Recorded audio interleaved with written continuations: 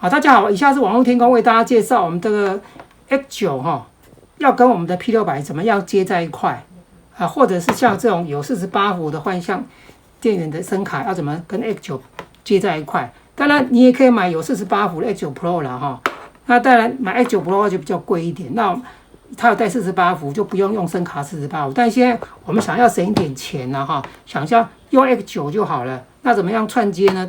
跟大家稍微做介绍一下。我们需要找一条线的哈，这条线比较特殊，就是6.3转卡农的公头哦，不是母头。一般都是母头，这个线比较特殊了哈。那这边的话就是把这个线呢跟它相接。好，这48伏的孔在这边，48伏的孔本来在这个 P600 48伏孔呢本来在这里嘛。那我们现在想用它48伏，所以你这支麦克风必须要是5伏跟48伏都可以通用的麦克风。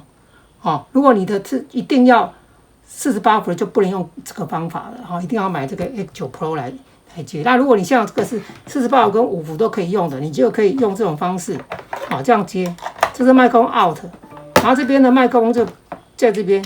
好，先进来我们的 X9 就对了哈，先 X9，然后调中高低嘛，让声音更美好，更精准一点哈，高音更多，低音更多，中音频更丰富，然后再从这个地方再绕，再绕回到48伏，好，这样就可以把它串在一块。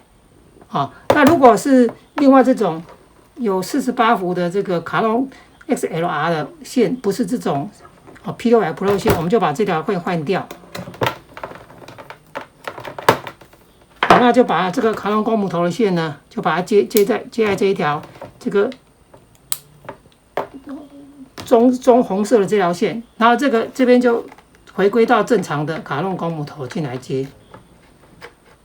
哦，就把它接好，哦，这样子，这样就可以使用了。哦，等于说我们就不用买这个 X9 Pro， 买 X9 就可以了。哦，这样就可以把这个